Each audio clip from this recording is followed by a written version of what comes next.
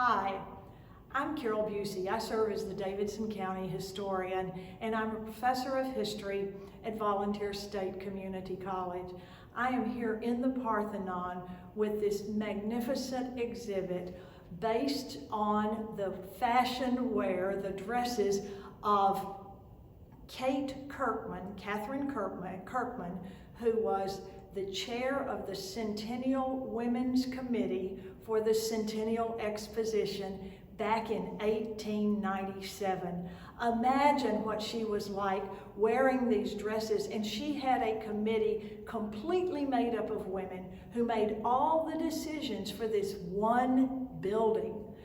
They hired a woman architect, they had the design done and really worked to make it a building that was inviting to women from all parts of the country.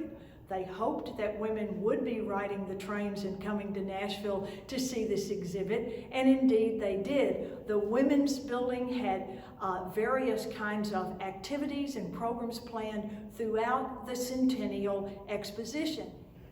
You can imagine how exciting it was for the women who served on the Centennial Women's Committee to see the fruits of their ideas and their labors coming to fruition.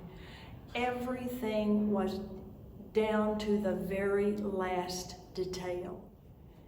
The women who participated in the organization of the women's activities here at the Centennial Exposition were empowered by what they had done. They saw the potential of women working together to solve problems and make the community a better place in which to live. As a result of this, you see a lot of these women who were on the board, such as Kate Birch Warner, for example, who become interested in the women's suffrage movement. And she becomes a leader in that movement and ultimately will become the state president of the Tennessee Equal Suffrage Association.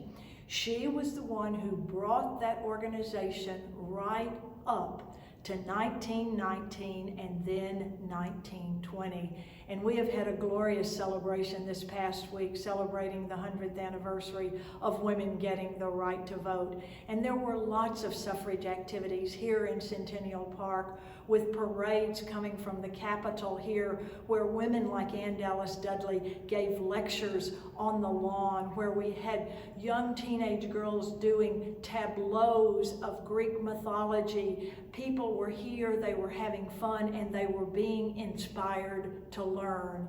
And so these women became empowered.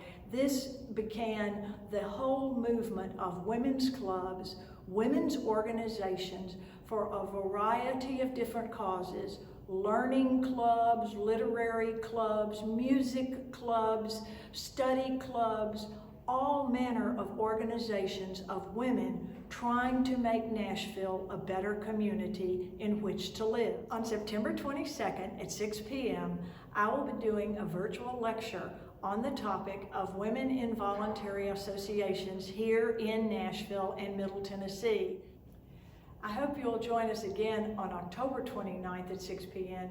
when Linda Wynn, a historian here in Nashville, will give another lecture sponsored by the Centennial Park Conservancy about the work of African American women in voluntary associations and their many contributions to our life here in Nashville. Thank you very much. I hope I'll see you on the 22nd.